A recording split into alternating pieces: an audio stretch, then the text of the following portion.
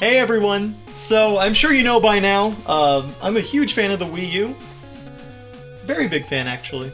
Whether it be using the gyro controls inside of this, using the gamepad as a HUD so you have all of your menus on this screen and you can keep the TV clean of all that stuff, or heck, even being able to take what's on the TV, put it on the gamepad and keep playing somewhere else, like on the toilet. Don't give me that look, you all have done it.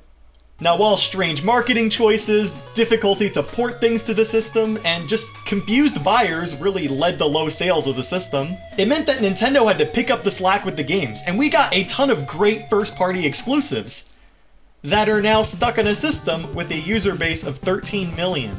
The Switch beat that in under a year! So Nintendo kind of realized this missed potential, and already have ported a ton of these games to the Nintendo Switch, and some even got sequels. But today I want to focus on the Nintendo-published titles that are still only available on Wii U, and figure out the chances of them being ported. And if they should be! As you can tell by the length of this video, there's a lot to talk about, maybe more than you were expecting, so I'm gonna get right into it. For the scale we're gonna use of likelihood of coming to Switch, we're gonna keep it simple. I'm gonna go from very low to very high. So let's start things off with a speed round of games that I really don't think are gonna get ported, and they're all just very low. Alright, first off we have Animal Crossing Amiibo Festival.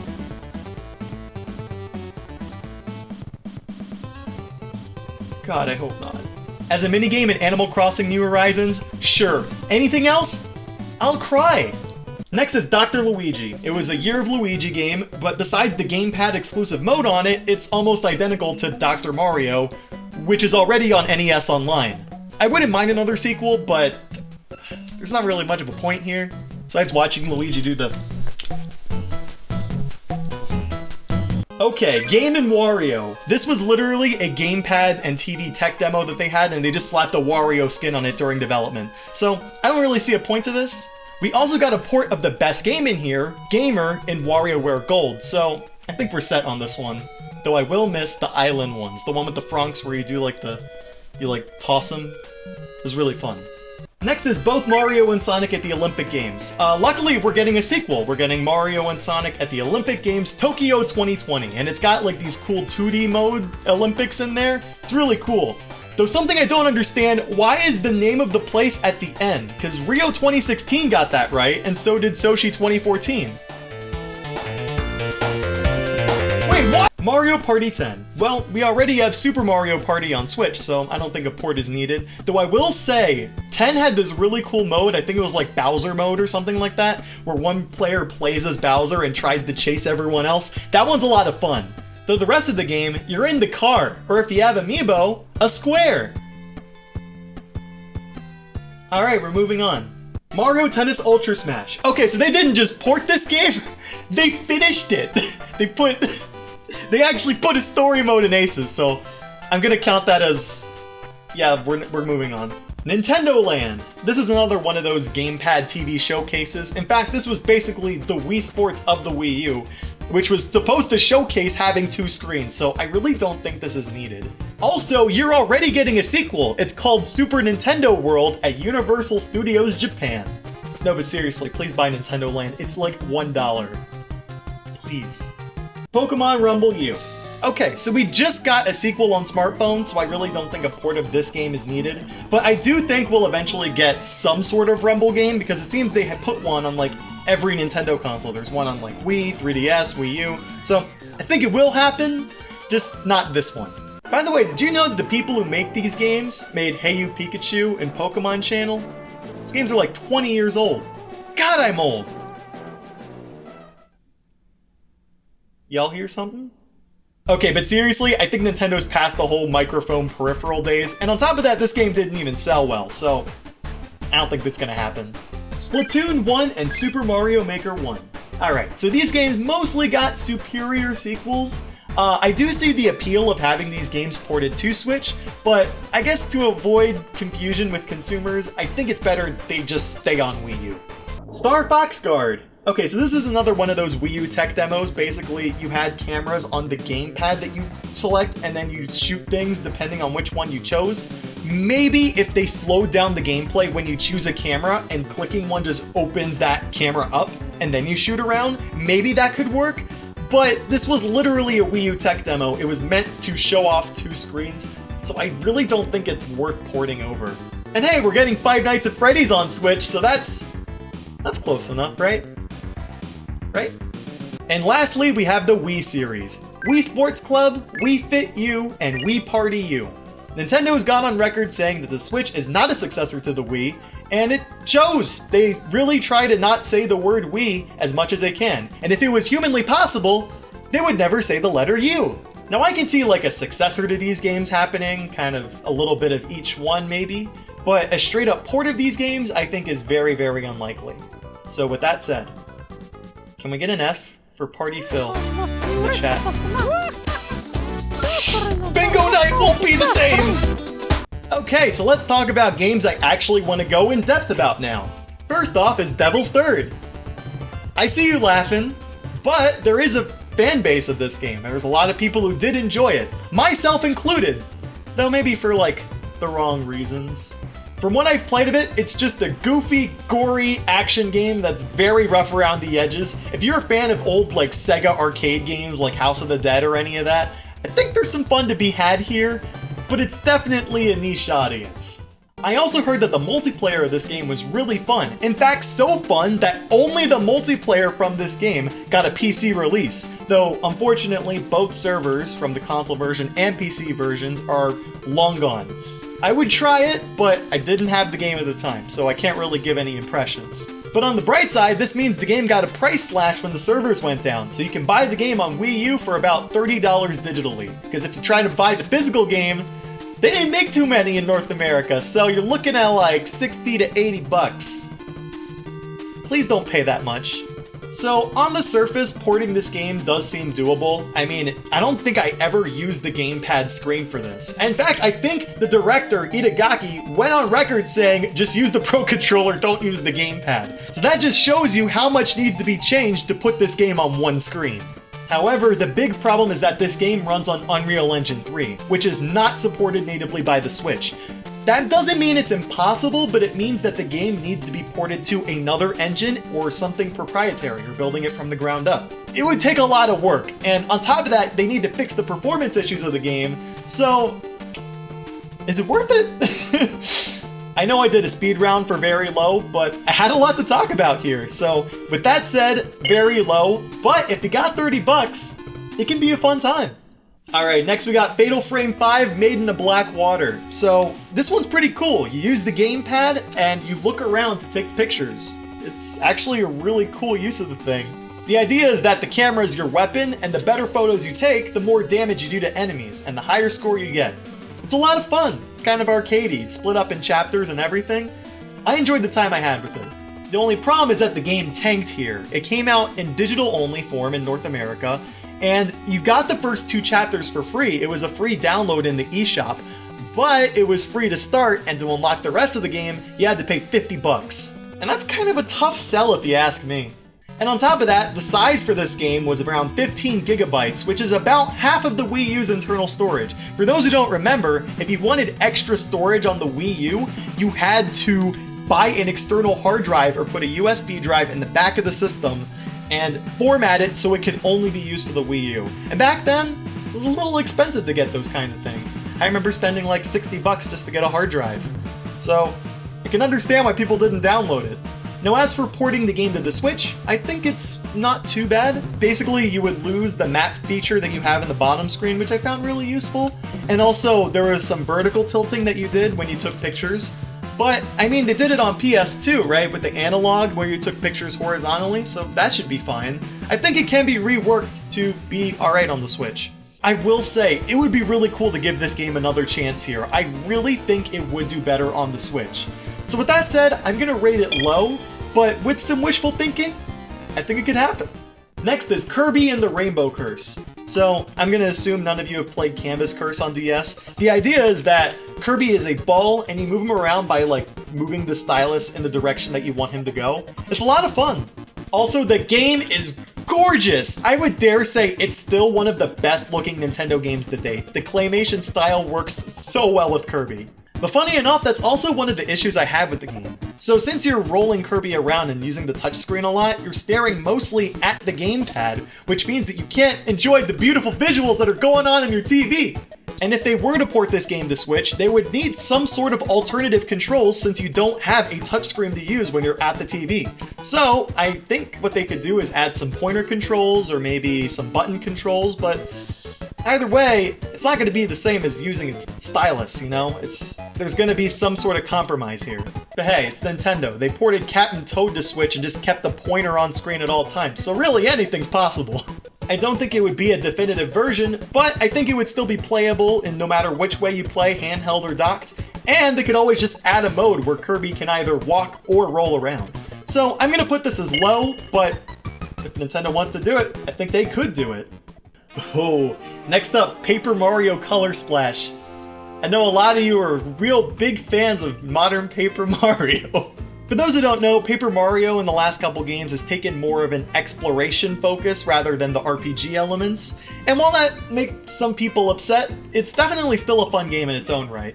I do think it's frustrating that combat does feel kind of pointless in these games. You don't really get experience anymore, you just get money and items. But the game's saving grace is how funny it is. Color Splash is by far one of the funniest Nintendo games ever made. The writing saves the game by far. But for the Switch version, let's talk it out. So if I remember correctly, the main gamepad use for this game was the cutout spots, where basically you cut out a certain area of the map and you find secrets in there. And also the battle system. It's a card-based battle system, so you do everything on the gamepad. You need to sometimes fill up cards with paint, and then basically you just swipe up to use the card on the top screen. So the way I see this working, if you play the game only on the gamepad, what they'll do, the enemies will show up in like this little letterbox space where the combat is. So I feel like they could just do that if you were playing docked, and you would still be able to see the enemies on screen and just do everything with button presses. And for the cutout spots, if you remember in Mario Odyssey, there were some spaces where you had to like cut things out with a zipper. You could probably just use the analog stick to move around and just cut it like that. I think that would work alright. At the end of the day, Intelligent Systems might just make a sequel to this game, but I really think there's some untapped potential here. If they speed up the combat and streamline things a little more, I think it could be a really good port. So I'm gonna put this as moderate. Right in the middle between low and high. Next up is Pikmin 3, and oh, that would be so good. I own all 3 games in the series, but it's been a while since I played the other 2. So I decided, hey, I'm just gonna try 3 out for a little bit, and I gotta say, it was really hard to put down. The premise is pretty simple. While Alf and his crew scour other planets for a stable food supply for their people, they crash land on one filled with Pikmin. To find enough food to save your species, you need to control different kinds of Pikmin to overcome obstacles and enemies, and keep up your crew's food supply throughout the journey. Now for how the game controls, Pikmin gives you already a lot of options. You can use the Wiimote and Nunchuck, you can use the Pro Controller, you can even use touch controls on the gamepad. So I'm not really concerned about controls being an issue if they port it over. It's more that the HUD is so convenient on the gamepad. Without interrupting the action, you can see the map on the bottom screen, you can see all the diary files, and it's nice to have without having to keep pausing or pressing a button. But it's not a deal breaker if they ended up just hotkeying it to a button. Look, all I'm saying is that Pikmin 1 and 2 got ported from the GameCube to the Wii, and then those versions got ported over to Wii U Virtual Console, so you can play them on any of those 3 systems. Pikmin 3 does not deserve to be stuck only on Wii U. And on top of that, there were already paid DLC missions you could do, so if you bundle all those together, you could just ship it out as Pikmin 3 Deluxe on Switch. So with all that in mind, I'm gonna put this as high. Or, you know, just release Pikmin 4. How long has it almost been done? Like 3 years? Next we got Pushmo World. Oh my god. Please give us anything Pushmo related. I love that series. I loved it on 3DS and I loved it on Wii U. It was a puzzle game where you have this giant 2D object and you have to push out different layers of it into 3D space to jump on them and make it all the way to the top. It's a lot of fun. And it's deceptively hard. It will make you very mad in later stages, but definitely rewarding, and it's one of my favorites. I think it would do really well on Switch, but the main problem is that a lot of the appeal of the game is making your own puzzles to put in and share with other people. And that was done through QR codes, which can't be done anymore because the Switch doesn't have a camera on it. But if they were able to do some sort of online sharing system where like you could just put it up kind of like Mario Maker, I think that would work really well. But since it's, you know, one of the smaller games that Nintendo has, I understand if that's a bit too much. I think this version really went under the radar, so if they were just to straight port it, even without the online sharing, I would still buy it, because the game was like 10 bucks. So I'm gonna put this as low, but I think it would be a really good idea to put it on. Oh no. Okay, so next is Star Fox Zero. For those who don't know, it was another reimagining of Star Fox. Yeah, how many times have you heard that one? Where you have on the screen, like on the TV screen, just a regular view of a Star Fox game, but on the gamepad, you have a cockpit view, and you're supposed to just interchange between both of those. So you look up at the top screen where you're going, you look down here where to shoot. And so you gotta keep using like your peripheral vision to look between the two screens. Yeah, a lot of people didn't like that. Maybe I just really suck at video games, that's a really good possibility, but I did not like this, and it was really hard. And on many occasions, it gave me a headache, and I'm usually not a motion sick kind of guy. Now as for how a Switch port would work, technically in the Wii U version, you can use the minus button to switch between cockpit view and the outside view. I really don't know what that outside view is called. But yeah, you can switch between the two, and maybe for the Switch version, you can have like a windowed outside view in the corner so you can actually see what's going on still. Or they could add like a radar inside of the cockpit view so you're not just going straight and not seeing enemies outside your field of view. Heck, they could even add just a classic mode where they just take out the cockpit view entirely and it just plays like a normal Star Fox game. I know that would take some retooling and there was like some collectibles you could only find in the cockpit view, but hey, just give us Star Fox 64 HD. That's obviously kind of what you were going for here anyway. Now typically I'd say I'd rather have a sequel to this game that controls better, but this was made supposedly on the Bayonetta 2 engine, which has already been ported to Switch, so maybe it's easier than I thought it would be to port this game over. And in that case, sure, why not? But I'm gonna put this as low and really consider, should you? Okay, next is Super Mario 3D World, and I gotta say, please do it! It's a great game! I know people say it's kind of overrated, but I love this game. It's one of my favorite Marios. It's basically a follow-up to Super Mario 3D Land on 3DS, where it's kind of infusing elements of 2D and 3D Mario into an obstacle course type 3D game. I really enjoy it. There's like a lot of really fun levels and locales to see. It's on the easier side, but it's still like difficult enough that finding the hidden stars in the levels can be really fun. I love the game. It's a nice, just you sit down, you feel good kind of Mario game, and I really like that. Also, I think it'd be a pretty good multiplayer game to have on handheld. Like, you just split a Joy-Con over to someone and you just play two-player local, like off the screen. Like, that's really cool. I think it'd work really well. Now, one small problem with taking the game to Switch, there were some levels, I think it was just a handful of them, that took advantage of the gamepad where you like opened up like doors and stuff by touching them. But I mean, those can always be removed or reworked. I could see that as a pretty easy workaround. I'm not really concerned about that. I'm more concerned about how Nintendo feels about 3D World in general. For those who don't know, Cat and Toad Treasure Tracker is a full game based off a minigame inside of 3D World. And then when Cat and Toad got ported to Switch, there were some 3D World levels inside of it that got completely removed in place of Odyssey stages. Which, to be fair, makes sense. I mean, you're marketing Super Mario Odyssey, your big Switch game. I get it. But then Mario Maker 2 comes out, and it has an entire level pack based on 3D World. So then it just gets us thinking, like, if you were gonna put that in, then obviously they're going to port 3D World to Switch so more people can understand what this is from, right? So, that confusion aside, I'm gonna put this as very high. I really think it's gonna happen at some point.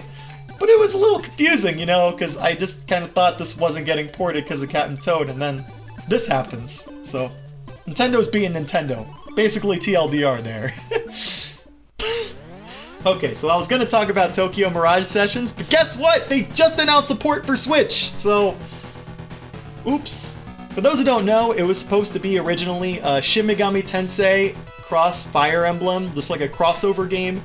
Shin Megami Tensei is more like a traditional RPG, but you go around and try to recruit demons that you fight, which is really cool. And then Fire Emblem's just more of a strategy grid-based RPG. The problem is, the game ended up being like 90% Shin Megami Tensei, but those people are expecting like this really dark, demon-filled game, and it looks on the outside like a Persona game, this very idle-filled, bubbly kind of game, and that's not what anyone was looking for, or the strategy people were looking for, and so long story short, no one really got what they were expecting, and the game tanked really bad. But in this day and age, I think it's a different story. So Persona 5 really took off, sold a bunch of copies, and Fire Emblem Three Houses is really popular. So I think with both of those fan bases looking for new things to play, I think the game's gonna sell really well, on top of like Switch just having a way better like user install base than the Wii U. So I have faith it's gonna do good. As for the port, basically the gamepad, if I remember correctly, was used for like cell phone conversations. So your gamepad was kind of like a phone, and you like tap through conversations, choose different dialogues. It was pretty cool. And also there was like a map and HUD down there. So all of this could be ported really easily to one screen with just like the press of a button to open either of those up. So I think port-wise it should be pretty good. I was originally going to put this game as high, but it happened, so woo! So these next ones are technically GameCube and Wii ports, but Twilight Princess HD and Wind Waker HD. That would be awesome! Wind Waker is much more of an open world Zelda game where you sail in the seas and discovering different islands, while Twilight Princess is a more traditional Zelda game, very much like Ocarina of Time on the N64, where it's more focused on dungeons. So I'll be real, I'm not a huge Zelda fan, so I'm not really the guy to ask about these kinds of games, but if they were on the Switch, I think I would definitely give both of them a shot. From what I can tell, the port seemed doable. The gamepad was mainly used for inventory and also gyro aiming when you're using like a bow and arrow. But I mean, almost every control scheme on the Switch has gyro support, so I don't think that's an issue at all. Nintendo's gone on record saying that they want annual Zelda games, and with Breath of the Wild 2 coming out at some point, I don't know if it's going to be next year or the year after, but whenever they're not releasing a Zelda game, they could just port one of the games over, or maybe both of them as a double pack. I think people would really buy those. So I'm going to put both of these as moderate, with Wind Waker a little higher than Twilight Princess just because there was such a bigger difference in the visual style. Twilight Princess looks a little better than it did on like Wii and GameCube, but not by too much. So either way, I'd like both of those on Switch. That'd be really cool. Next is the Wonderful 101, and oh man, I really hope it gets it. This game deserves all the love it gets. The basic idea is you control 101 heroes and you use different formations of them to do different things. So like you want to like make a ladder to get from one cable car to another, you make like a straight line, or you can attack using them. It's pretty cool. From what I played, it can be a little complicated to do things at times, but it's still fun, and you can do all of the formations using the right analog stick instead of just like drawing them on the gamepad. So it's still playable in docked play if they were to port it to Switch. I also remember there were some times where the gamepad would show like the inside of a building that you're in, and while it would show the outside on the TV, but that has a relatively easy workaround. You would just display the inside only in docked. Now, Platinum Games have had their hands full with Bayonetta 3, Astral Chain, and whatever projects they're working on behind the scenes, but they've gone on record saying that they want to port this game over to Switch, and now that Astral Chain is out on store shelves, maybe they'll have the time to do it now. So with all this in mind, I think I'm gonna go with moderate. I think it has a good chance, and I'd really love to play it again. And lastly, we have Xenoblade X, and yes, absolutely! If it can run! Xenoblade X is just this giant, like ginormous open world RPG, and you can just go around in a giant mech suit and just fly around and find different places. It's so cool! I've always really wanted to get into this game, but the game is massive, it's hundreds of hours, I don't have the time personally to sink into it, but maybe with the Switch, if it was portable, I'd give it another shot. On the surface, it sounds like it should run. I mean, it was a Wii U game, it should have the specs to run on the Switch, but it is just so much to test, so much to make sure it works right, that I could see it just being a monumental task to get running. In fact, Monolith said in an interview last year that they would love for the game to be on Switch, but they just don't have the funds to do it. Which is funny, because they just announced like a full remaster of Xenoblade Chronicles 1 with like new art and new models and everything. And if I understand this right, that means that this remaster might be easier to do than just porting X. But hey, if they have the time and resources to do it, and if this remaster of Xenoblade 1 sells well, that would be awesome. So I'm gonna put this as moderate. I feel like there's a chance it might happen after this in a couple years, but we'll see. Alright, so that's all the Nintendo published Wii U exclusives that are left. But before I wrap this video up, I wanted to do some honorable mentions of games that aren't technically exclusive, but I'd like to see on Switch. First up, Mario vs. Donkey Kong Tipping Stars. That game came out on 3DS and Wii U, and you could share levels between the two, and it was a lot of fun. There was a lot of really clever levels that came with that game too, and I'd love to play through them again. Next is NES Remix 1 and 2. So for those who don't know, it came out as Ultimate NES Remix on 3DS, but it was basically like this amalgamation of these small, bite-sized challenges from old NES games that you have to complete in succession, and sometimes they would just remix the games entirely in them. It was a lot of fun, and I think with NES Online on Switch, it would be a great companion piece for it. And maybe, with Super Nintendo Online now available, maybe it's time for an SNES remix. Please. Next is Sonic Lost World. This game came out on PC without any of the gamepad gimmicks, so it could be just a straight port of the PC version to Switch. I definitely would want to try the game again without that. I think that'd be a fun experience, see if it's any better with or without. And there was just a lot of levels in Lost World that I did enjoy, even though some of it kind of fell flat, so I think I would pay a budget price for it, like 20-30 bucks. And then we have Yoshi's Woolly World. This one also came out on 3DS, but it would be really cool to have it on Switch with all of the extra content that came with the 3DS version. So, just like a deluxe kind of thing. It'd be a great companion piece to Yoshi's Crafted World. I definitely think that game deserves more love, and I really love the art style. It's so cute! But I'm just gonna be real with you guys, if there's any Wii U game you saw in this video, or you just see out in the wild that you think looks interesting, just go buy it now, because the Wii U is probably gonna get expensive to collect for in a couple years, and the games right now are dirt cheap. Most of the games I've covered in this video, you can get them for under 40 bucks easily, and sometimes maybe around the 10 to 20 range, so I definitely think this is the time you should get them. So with all that said, what do you all think about my rankings? Would you put them on the same scale that I did? And are there any other Wii U games that I didn't mention today that you would still love ports of? Please let me know in the comments, and if you like what you saw today, please leave a like and maybe subscribe if you want to see more Nintendo content from me. I appreciate you all watching this long freaking video, and I'll have some more cool stuff for you soon. So before you leave, I know you were wondering where Sonic Boom Rise: A Lyric was, since, you know, that was technically a Wii U exclusive game that was part of the exclusivity deal that Sega had with Nintendo. But guess what? I didn't want to talk about it, because it's bad. You shouldn't play it. Even if someone pays you to have that game in your collection, I'd still say no. Because